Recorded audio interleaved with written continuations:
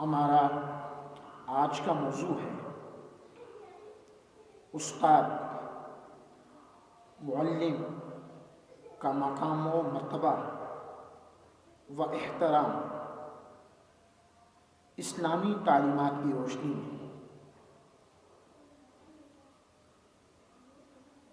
علم، عقل، شعور، فہم و ادراک، تمیز، معرفت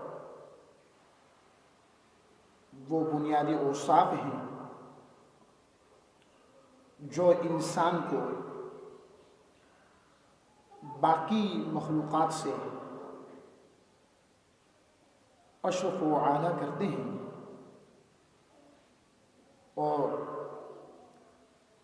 ممتاز قرار دیتے ہیں۔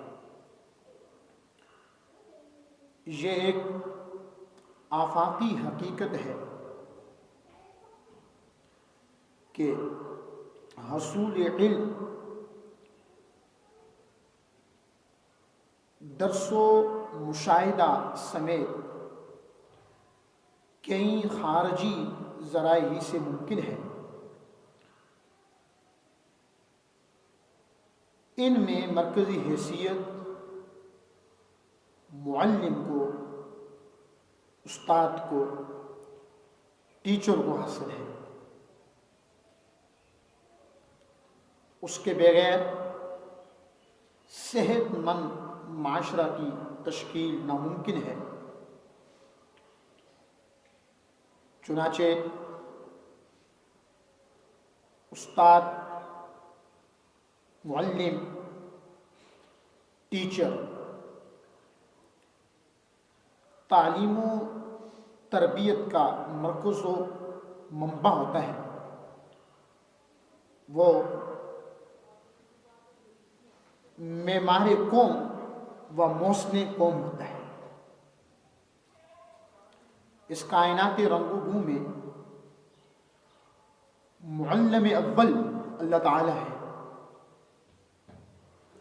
قرآن مجید فرقان حمید کی متعدد آیات بینات اس پر شاہد ہیں۔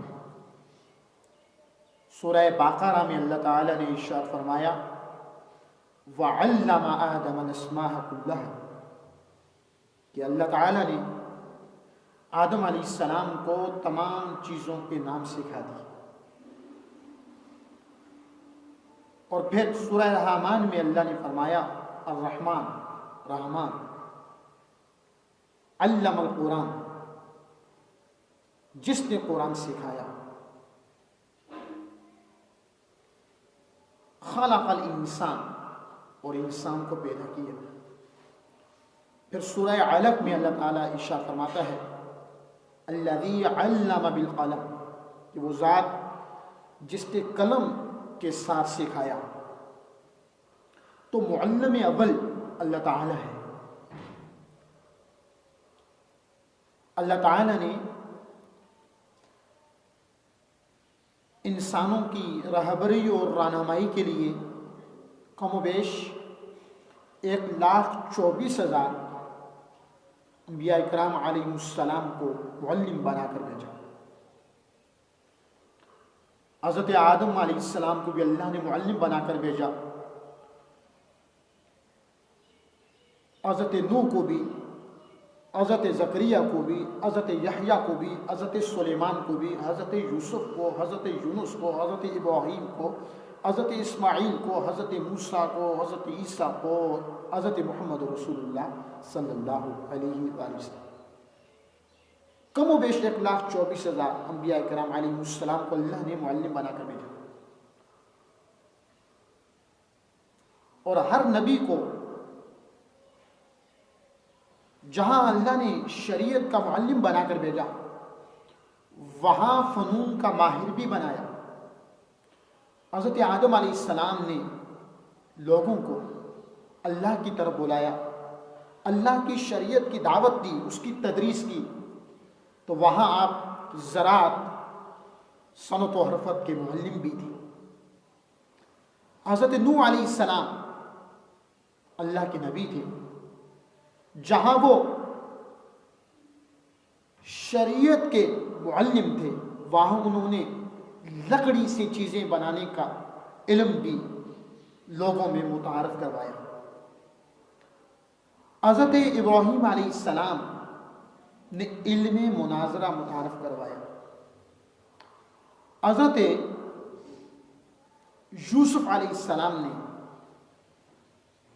تعبیر رؤیا یعنی خوابوں کی تعبیر کا علم اس کی بنیاد رکھی، اور رحمت کونین صلی اللہ علیہ وآلہ وسلم جو معلم و مقصود کائنات بھی ہیں، آپ نے فرمایا کہ انما بعثت معلما، مجھے معلم بنا کر بھیجا گیا۔ اور ایک معلم استاد کی فضیلت، ٹیچر کی فضیلت کو بیان کرتے ہوئے رحمت کونین صلی اللہ علیہ وآلہ وسلم نے ارشاد فرمایا خیرکم من تعلم القرآن وعلمہ، تم میں سے بہترین آدمی وہ ہے جو خود قرآن سیکھے اور دوسروں کو سکھائے۔ معلم یعنی استاد، وہ سائنس کا ہو تو پھر بھی استاد ہے، وہ اسکول کا ہو، کالج کا ہو، جامعہ یونیورسٹی کا ہو، مدرسے کا ہو، مسجد کا استاد ہے۔ لیکن سب سے بہترین معلم کون ہے؟ حضور نے فرمایا خیرکم من تعلم القرآن وعلمہ، تم میں سے سب سے بہترین شخص وہ ہے جو خود قرآن سیکھے اور دوسروں کو سکھائے۔ تو جو قرآن کا معلم ہے، قرآن سیکھنے اور سکھانے والا ہے، جو قرآن کا استاد ہے، رحمت کونین صلی اللہ علیہ وآلہ وسلم نے اپنی حدیث میں، اپنے فرمان میں اسے سب سے بہتر قرار دے دیا۔ سامعین محترم، حضور صلی اللہ علیہ وآلہ وسلم نے ایک معلم کی فضیلت کو بیان کرتے ہوئے ارشاد فرمایا کہ اللہ تعالیٰ اس شخص کو خوش رکھے جس نے میری کوئی حدیث سنی، جیسی سنی اسی طرح یاد کر لی اور پھر اسی طرح اس نے دوسروں تک پہنچا دیا۔ فرمایا اللہ اس کو خوش رکھے، اور دوسری روایت میں آیا کہ اللہ اس کو تر و تازہ رکھے۔ تو ایک معلم کو، ایک ٹیچر کو، ایک استاد کو حضور صلی اللہ علیہ وآلہ وسلم نے ان الفاظ کے ساتھ دعا بھی دی۔ حضور نے یہ بھی فرمایا کہ دنیا اور جو کچھ دنیا میں ہے وہ ملعون ہے، وہ اللہ کی رحمت سے دور ہے، سوائے اللہ کے ذکر کے اور وہ چیزیں جو اللہ کے قریب کرتی ہیں، یعنی کہ نیک اعمال۔ اور آخر میں فرمایا طالب علم اور عالم، فرمایا یہ اللہ کی رحمت سے دور نہیں، یہ ملعون نہیں۔ سامعین محترم، چونکہ جو ماہر معلم ہوتا ہے وہ پہلے خود سیکھتا ہے، سیکھنے کے بعد جب اس کو علوم و فنون پہ مہارت تامہ حاصل ہوتی ہے وہ سکھاتا ہے، اور یہ علم اللہ تعالیٰ کی عطا ہے۔ صحیح بخاری میں حدیث پاک موجود ہے، حضور نے فرمایا من یرد اللہ بہ خیرا یفقہہ فی الدین، اللہ تعالیٰ جس سے بلائی کا ارادہ فرماتا ہے اس کو دین کی، علم کی سمجھ عطا فرماتا ہے، اس کو دین عطا فرما دیتا ہے۔ تو یہ اللہ کی عطا ہے۔ سامعین محترم،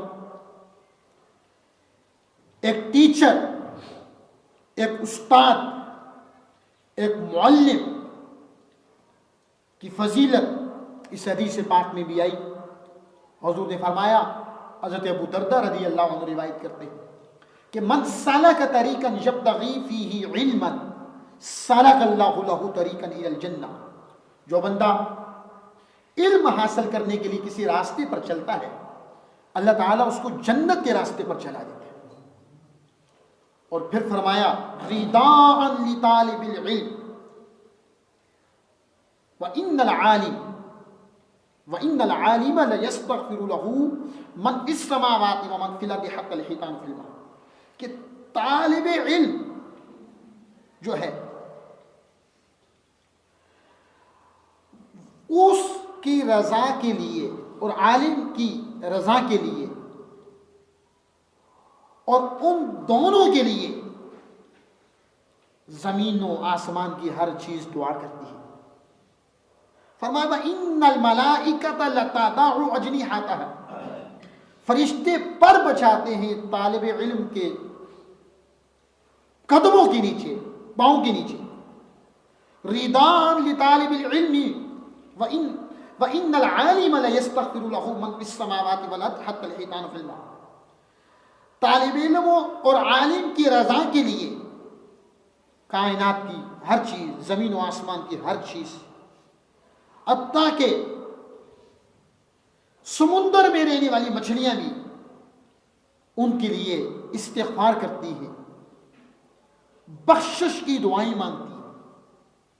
اور حضور نے فرمایا وَفَضْلُ الْعَالِمِ عَلَى الْعَابِدِ، ایک عالم کی فضیلت، ایک معلم کی، ایک ٹیچر کی جو سکھاتا ہے، فرمایا اس کی فضیلت ایسے ہے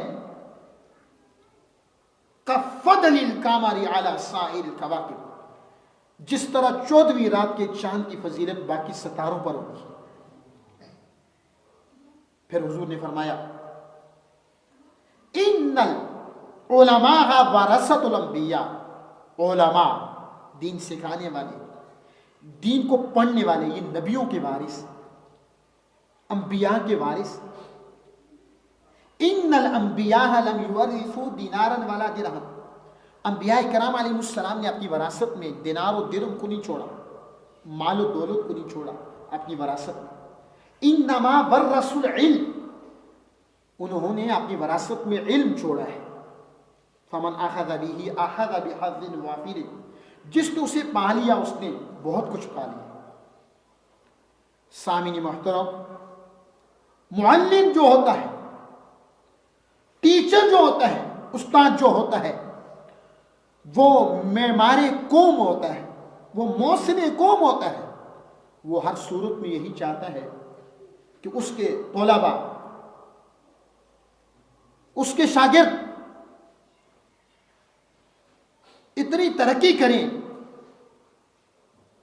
اور علم حاصل کرنے میں اتنی محنت کریں کہ وہ کمال کی اوج ثریا پر پہنچے.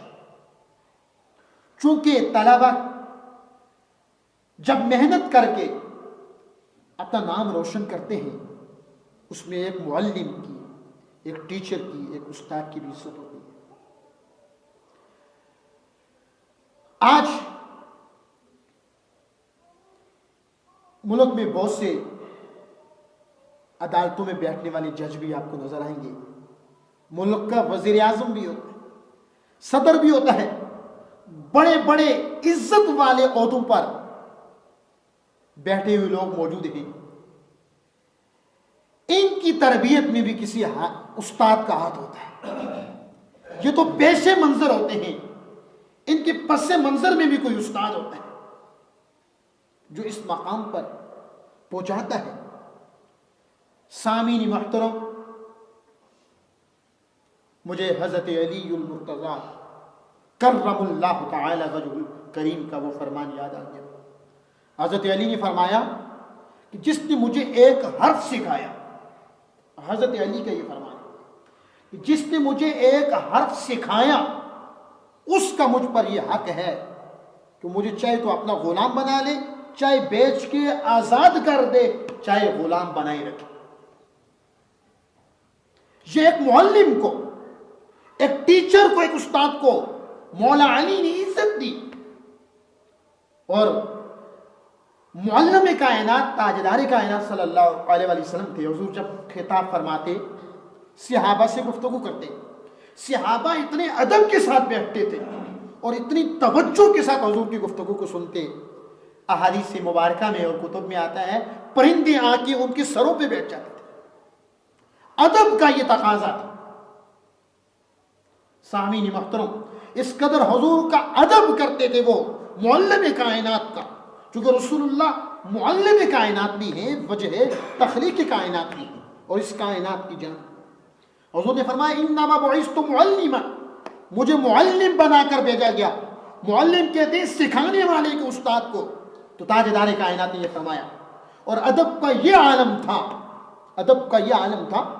ایک موقع پر حضور نے صحابہ سے پوچھا، میرے صحابہ بتاؤ آج کون سا دن ہے؟ ادب کس کو کہتے ہیں؟ سب جانتے تھے آج یہ دن ہے، لیکن ادب مصطفیٰ نے کسی ایک نے بھی جواب نہ دیا کہ منشاء مصطفیٰ کیا ہے، حضور کیا چاہتے ہیں۔ حج کرنے گئے تھے، سب جانتے تھے کہ اسلامی سال کا یہ 12واں مہینہ ہے، ذوالحج ہے۔ حضور نے پوچھا یہ کون سا مہینہ ہے؟ سب کو پتا تھا کہ یہ ذوالحج کا مہینہ ہے، لیکن ادب مصطفیٰ نے، رسول اللہ کے ادب میں کسی ایک صحابی کی زبان نے جسارت نہ کی کہ وہ منہ سے یہ لفظ نکالتا کہ یہ ذوالحج کا مہینہ ہے۔ ادب کا یہ عالم تھا۔ حضور نے پوچھا یہ کون سا شہر ہے؟ حج کرنے آئے تھے، آج بھی لوگ جاتے ہیں، سب کو پتا ہے آج شہر مکہ میں ہوتا ہے، وادی مکہ میں ہوتا ہے۔ وہ وادی مکہ، وہ حرم کعبہ جس کی قسمیں رب ذوالجلال نے قرآن میں کہی ہیں، سب جانتے تھے کہ یہ علاقہ مکہ المکرمہ کا ہے، یہ شہر مکہ ہے، لیکن کل جماعت صحابہ نے، بڑے بڑے لوگ بیٹھے تھے، کسی نے جواب نہ دیا کہ ہم کہہ دیں یہ مکہ ہے، نہ جانے مصطفیٰ کی منشا کیا ہے۔ مصطفیٰ کہہ دیں نہیں مکہ نہیں مدینہ ہے، مصطفیٰ کے کہنے سے مکہ بھی مدینہ بن جائے۔ ہم کہہ دیں یہ مہینہ ذوالحج کا مہینہ ہے، لیکن شعار مصطفیٰ ہے، مصطفیٰ کا عمل قول فعل شریعت بنتا ہے، دین بنتا ہے۔ مصطفیٰ کہہ دیں یہ ذوالحج کا نہیں محرم کا مہینہ ہے، مصطفیٰ کے کہنے سے ذوالحج محرم بن جائے۔ ہم کہہ دیں یہ جمعہ ہے، لیکن مصطفیٰ کہہ دیں جمعہ نہیں جمعرات ہے، مصطفیٰ کے کہنے سے جمعہ جمعرات بن جائے۔ وہ ادب مصطفیٰ میں ہی بولتے، ادب کا یہ عالم تھا کہ پرندے اس قدر جامد ہو کے وہ بیٹھتے تھے، حضور کی گفتگو سنتے تھے، تبھی تو وہ علم کے بڑے بڑے سمندر بن گئے، حضور سے سن کے، حضور سے سیکھ کے۔ ادب کا یہ عالم تھا، کتابوں میں آتا ہے، کتب میں، کہ پرندے ان کے سروں پہ بیٹھ جاتے، صحابہ کو پتہ نہیں ہوتا کہ پرندے ان کے سروں پہ بیٹھے ہوئے، اس قدر گم ہو جاتے تھے رسول اللہ کی گفتگو سننے میں وہ لوگ۔ سامعین محترم، چونکہ میرا موضوع تھا معلم کا مقام اور اسلامی تعلیمات، حضرت مغیرہ رضی اللہ عنہ کہتے ہیں ہم اپنے اساتذہ کا اس قدر ادب کرتے تھے، اتنے ڈرتے تھے جس طرح لوگ بادشاہوں سے ڈرتے ہیں، اتنا جب ہمارے اساتذہ کی آمد ہوتی کپ کپی طاری ہو جاتی۔ سامعین محترم، یہی وہ فیض تھا، اس ادب کا پھل تھا کہ رسول اللہ کی صحابہ میں وہ لوگ بھی آئے جنہیں خلفائے راشدین کہا جاتا ہے، جو ہدایت کا منبع بنے اور ہدایت کا مرکز بنے۔ سامعین محترم، زید بن ثابت بہت بڑے عالم تھے، صحابی تھے رضی اللہ عنہ، انہوں نے ایک جنازہ پڑھایا۔ جنازہ پڑھا کے جب یہ گھوڑے پہ سوار ہونے لگے، رسول اللہ کے چچا کے بیٹے عبداللہ بن عباس رضی اللہ عنہ وہ آگے بڑھے، انہوں نے گھوڑے کی رکاب کو پکڑ لیا۔ زید بن ثابت نے کہا اے ابن عم رسول، یعنی اے رسول اللہ کی چچا کے بیٹے، یہ آپ کیا کر رہے ہیں؟ عبداللہ بن عباس نے جواب دیا یہ علماء کو یہی مقام و مرتبہ دینا چاہیے چونکہ آپ عالم ہیں۔ سامعین محترم، فاروق اعظم رضی اللہ تعالی عنہ نے اہل علم کو اپنے دور میں بڑے بڑے مناصب پر اور عہدوں پر فائز کیا۔ وہ عبداللہ بن عباس جن کے پاس اتنا علم تھا، رسول اللہ کے ادب کی وجہ سے اللہ نے اتنا علم دیا، امام المفسرین کہلائے۔ سامعین محترم، کون نہیں جانتا امام اعظم ابو حنیفہ رحمۃ اللہ علیہ کو؟ آج پوری دنیا میں کروڑوں لوگ ان کے فالوورز، ہم سب امام اعظم ابو حنیفہ رحمۃ اللہ علیہ کی طریق پر ہیں، حنفی المذہب ہیں۔ امام اعظم ابو حنیفہ رحمۃ اللہ علیہ نے ساری زندگی اس طرف آپ نے پاؤں نہیں کیے جس طرف آپ کے استاد کی قبر تھی، پاؤں کر کے سوئی نہیں۔ یہ وہ ادب کا فیض تھا۔ ایک ایرانی غلام کا پوتا مسلمانوں کا امام بن گیا، نعمان بن ثابت، اور ادب کا یہ عالم تھا.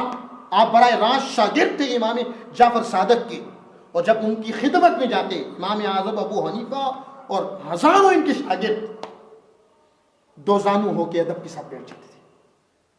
اور آپ نے اپنے استاد امام جعفر صادق کے بارے میں فرمایا کہ نعمان بن ثابت نے اپنی زندگی کے 2 سال جعفر صادق کی خدمت میں نہ گزارے ہوتے، نعمان بن ثابت ابو حنیفہ ہلاک ہو جاتا. یہ ادب کی بات ہے. یہی حال امام شافعی کا، یہی ادب کا حال امام احمد بن حنبل کا. امام شافعی رحمۃ اللہ علیہ، محمد بن ادریس شافعی، وہ کہتے ہیں کہ جب ہم اپنے اساتذہ کے مجلس میں بیٹھتے اور وہ ٹیچنگ جب کر رہے ہوتے، پڑھا رہے ہوتے، ہم صفحے بھی اتنی اونچی آواز سے نہیں کرتے تھے کہ وہ خلل واقع ہو جائے. پھر علم کا سمندر کیوں نہ بنتے، چونکہ ادب تھا. سامعین محترم، فقہ حنفی کی ایک مشہور و معروف کتاب ہے، میں نے وہ پڑھی ہے، جو بھی عالم بنتا ہے وہ پڑھتا ہے، ہدایہ. اس کے مصنف فرماتے ہیں کہ ائمہ بخارا میں سے ایک امام تھے، وہ پڑھا رہے ہوتے، پڑھاتے پڑھاتے کھڑے ہو جاتے، پھر بیٹھ جاتے، پھر کچھ دیر پڑھاتے، پھر کھڑے ہو جاتے، پھر بیٹھ جاتے. وہ کہتے ہیں کہ ان کے شاگردوں نے وجہ پوچھی، آپ پڑھاتے پڑھاتے کھڑے ہو جاتے ہیں اور پھر بیٹھ جاتے ہیں، پھر کھڑے ہو جاتے ہیں، کیا معاملہ ہے؟ تو اس امام نے، اس عالم نے، اس ٹیچر نے، اس استاد نے، اس معلم نے جواب دیا کہ مسجد کے بائیں میرے استاد کا بیٹا آ رہا ہے. وہ جب مسجد کے دروازے کے قریب آتا ہے، چونکہ وہ استاد کا شہزادہ ہے، میں اس کے ادب و احترام میں کھڑا ہو جاتا ہوں. جب وہ چلا جاتا ہے بیٹھ جاتا ہوں، جب وہ پھر آتا ہے پھر کھڑا ہو جاتا ہوں. امام قاضی ابو یوسف وہ فرماتے ہیں وہ شخص کبھی کامیاب نہیں ہو جس میں ادب نہ ہو. جس میں ادب نہیں، قاضی ابو یوسف یہ فرماتے ہیں کہ وہ شخص کبھی کامیاب نہیں ہوتا. رحمت کونین صلی اللہ علیہ وآلہ وسلم کی حدیث ہے، تمہارے 3 باپ ہیں. کتنے باپ ہیں؟ 3.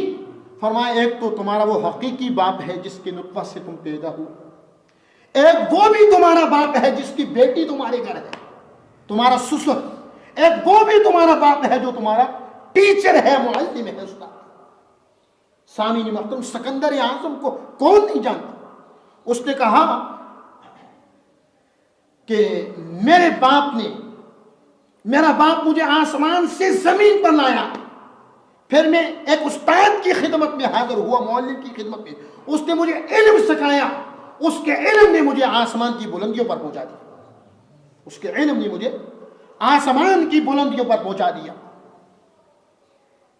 ہارون رشید بادشاہ گزرا ہے، اور عباسیوں نے بڑا عرصہ حکومت کی، تقریباً 524 سال ان کا دور حکومت بنتا ہے. ابتدائی جو دور حکومت تھا بڑا سنہری تھا، بعد میں ترکی فوج اس میں داخل ہوگی، بہت سے معاملات ہوئے. لیکن ان عباسی دور خلافت میں سب سے خوبصورت دور حکومت میں سب سے خوبصورت جو دور تھا وہ بادشاہ ہارون رشید کا دور تھا. ہارون رشید بادشاہ کا دور تھا. ہارون رشید بادشاہ کا ایک بیٹا تھا. ہارون رشید بادشاہ نے ایک وقت یہ عالم، ایک علامہ، ایک مفتی کے پاس علم سیکھنے کے لیے آپ نے اس بیٹے کو بھیجا، آپ جائیں جا کے علم سیکھیں. وہ چھوڑ کے آیا. ایک دن اچانک بادشاہ وقت اس درسگاہ میں چلا گیا، اس مدرسہ میں، اس یونیورسٹی کے لیں، آپ جامعہ کے لیں، اس تعلیمی درسگاہ میں. بادشاہ کیا دیکھتا ہے کہ وہ علامہ صاحب، وہ مفتی صاحب، وہ عالم صاحب، وہ استاد صاحب وضو کر رہے ہیں، اور لوٹا پکڑا ہوا بادشاہ کے بیٹے نے. بات سمجھ آ رہی ہے؟ لوٹا، پانی کا برتن بادشاہ کے بیٹے نے پکڑا ہوا ہے، اور استاد صاحب، علامہ صاحب، مفتی صاحب وضو کر رہے ہیں. بادشاہ تھا. بادشاہ کی جب نظر پڑی تو بادشاہ نے کہا کہ اے علامہ صاحب، اے امام صاحب، میں نے اپنا بیٹا آپ کے پاس تعلیم و تربیت کے لیے بھیجا ہے. تعلیم اور چیز ہے، تربیت اور چیز ہے. تو اس عالم وقت نے کہا، اس عالم وقت نے کہا، اس علامہ اور مفتی نے کہا، دیکھ لیں تعلیم بھی دے رہا ہوں اور تربیت بھی کر رہا ہوں. بادشاہ نے کہا، ہارون رشید نے، اس نے کہا بہت بہتر یہ تھا، بہت بہتر یہ تھا. ابھی تو اس نے وقت پانی کا برتن پکڑا، آپ اپنے پاؤں دھو رہے ہیں. ہونا یہ چاہیے تھا ایک ہاتھ سے یہ پانی کا برتن پکڑتا، دوسرے ہاتھ سے آپ کے پاؤں دھوتا، پھر اس کو علم کا فیض ملتا. علم کا فیض پھر ملتا. سامعین محترم، ادب کے بغیر علم نہیں آتا. کامیابی کی پہلی سیڑھی ادب ہے. معلم کا ادب نہیں تو علم نہیں. کہتے ہیں کہ با ادب با مراد، بے ادب بے مراد. اور عفا فرماتے ہیں علم نمک جتنا ہو، نمک جتنا، اور ادب اس کے مقابلے میں آٹے جتنا ہو، تب جا کے وہ علم فائدہ پہنچاتا ہے. تب جا کے وہ علم فائدہ پہنچاتا ہے. تو جو معلم ہوتا ہے، ٹیچر ہوتا ہے، وہ معمار قوم ہوتا ہے، وہ محسن قوم ہوتا ہے. اس کے بغیر صحت مند معاشرے کی تشکیل ناممکن ہے. ترقی یافتہ ملکوں میں سے ایک ملک کا جاپان، وہاں کے ایک استاد کا بیان ہے کہ ایک بار میں ہوائی اڈے پر چلا گیا اور تفتیش کے لیے مجھے روک لیا. انہوں نے میرا پیشہ پوچھا کہ تم کس پیشے سے وابستہ ہو. دنیا میں لوگ آتے ہیں، مختلف پیشے اختیار کرتے ہیں. کوئی ذمہ داری سے وابستہ ہو جاتا ہے، کوئی دکان کھول لیتا ہے، کوئی کیا کاروبار کرتا ہے. لوگوں کی ضروریات زندگی کو پورا کرنے کے لیے اپنے اپنے پیشے ہوتے ہیں. کوئی فیکٹری بناتا ہے، کوئی دکان بناتا ہے، کوئی چیزیں بیچتا ہے. مختلف پیشے ہیں. کوئی ٹیچنگ کے پیشے سے وابستہ ہو جاتا ہے، معلمی سے. اور یہ ٹیچنگ جو ہے، سکھانا، معلمی، یہ پیغمبرانہ پیشہ ہے، پیغمبرانہ. تو وہ جاپان کا وہ استاد کہتا ہے کہ ہوائی اڈے والے نے جب مجھے روکا تفتیش کے لیے، انہوں نے کہا کس پیشے سے آپ وابستہ ہیں؟ اس نے کہا جی میں نے کہا کہ میں ٹیچنگ کے پیشے سے وابستہ ہوں، معلمی، سکھانے کے پیشے سے سکھاتا ہوں لوگوں کو. وہ کہتا ہے، وہ لکھتا ہے کہ ان میں سے کوئی ایک بھی میرا شاگرد نہیں تھا، لیکن اتنی عزت تھی، اتنی تعظیم کی میری، اتنی تکریم کی. کچھ وقت کے لیے مجھے محسوس ہونے لگا، کچھ وقت کے لیے مجھے محسوس ہونے لگا کہ میں ملک کا صدر ہوں. یہی وجہ ہے آج دنیا کے کچھ ملک وہ ہیں جو ترقی پذیر ملک ہیں. ہمارا ملک پاکستان جو ہے یہ ترقی پذیر ملکوں میں شامل ہے. کچھ ملک وہ ہیں جو ترقی یافتہ ملک ہیں. تو جاپان جو ترقی یافتہ ملکوں میں سے ایک ملک ہے. تو سامعین محترم، وہ قومیں ترقی کرتی ہیں، وہ ملک ترقی یافتہ بن جاتے ہیں، وہ معاشرہ صحت مند ہوتا ہے جس معاشرے میں معلم کی، ٹیچر کی تعظیم و تکریم کی جائے، ادب و احترام بجا لایا جائے. اور جو ٹیچر اور معلم ہو وہ بھی بدرجہ اتم سکھانے کے قواعد و ضوابط جانتا ہو. بات کو ختم کرتا ہوں. کہتے ہیں کہ ادب جو ہے وہ شجر ہے. لفظوں میں ذرا غور کرنا، سمجھاؤں گا. ادب شجر ہے اور علم ثمر ہے.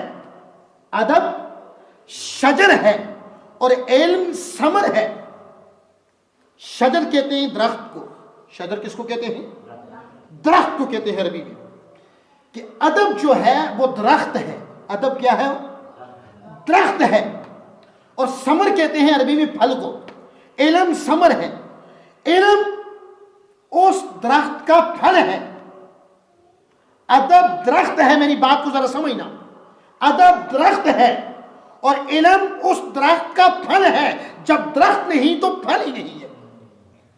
سمجھے آپ بات کو؟ جب درخت نہیں تو پھل ہو سکتا ہے؟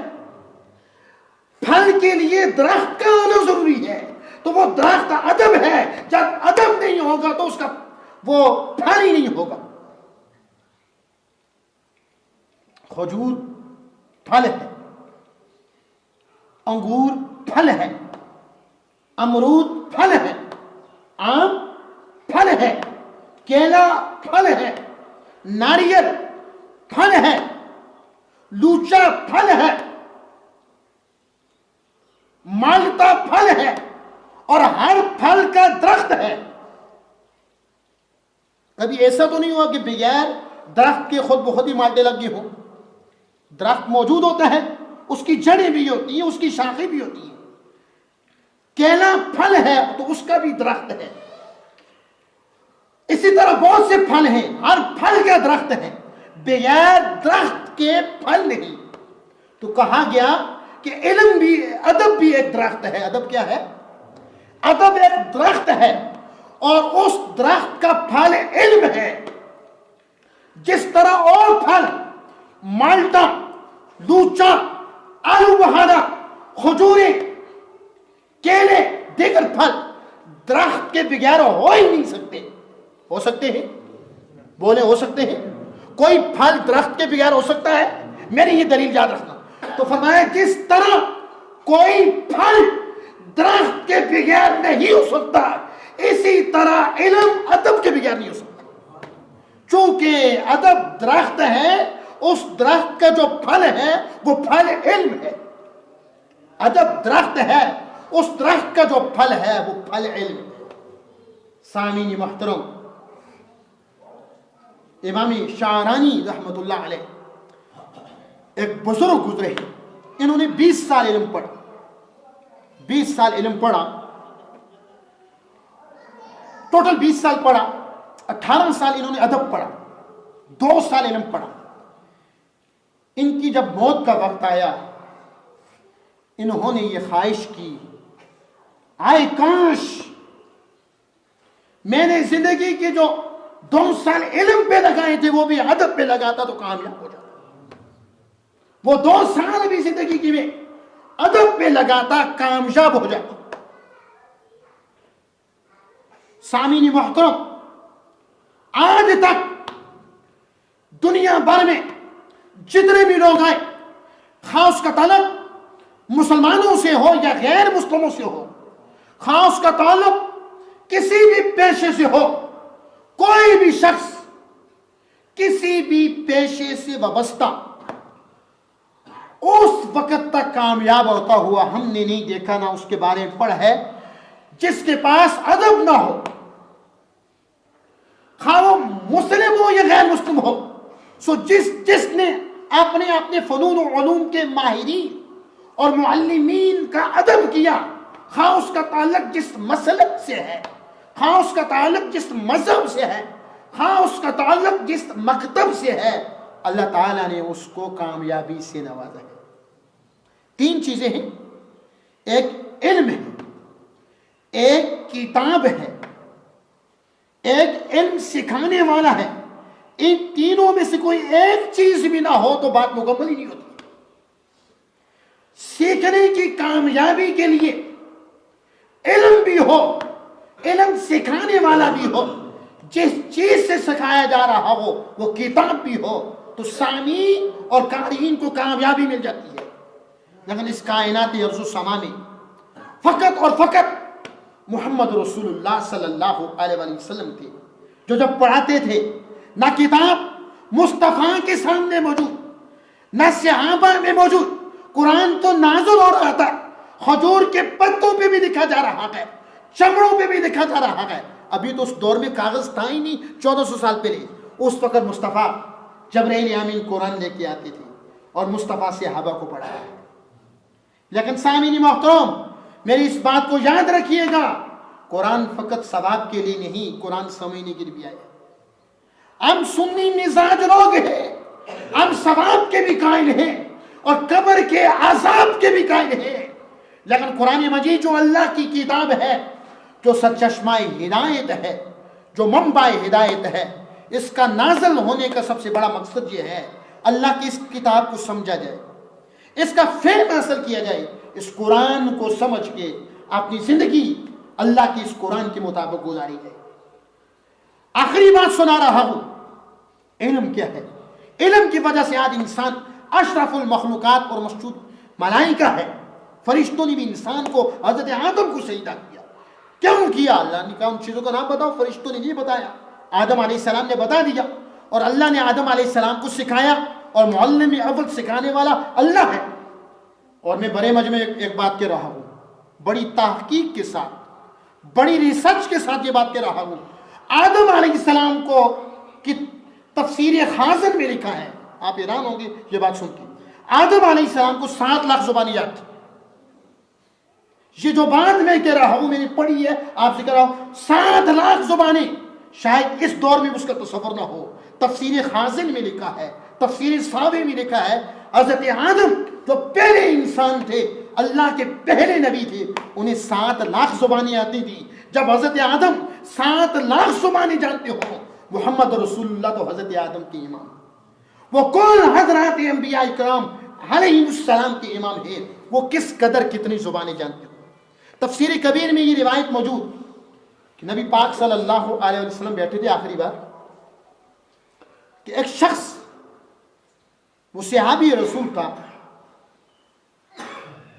اس کی زندگی میں بڑا تھوڑا سا وقت رہ گیا تھا، تقریباً 1 گھنٹہ، عصر کا وقت تھا، مغرب کے وقت اس کا انتقال ہو جانا تھا، مغرب کے وقت اس نے دنیا سے چلی جانا تھا۔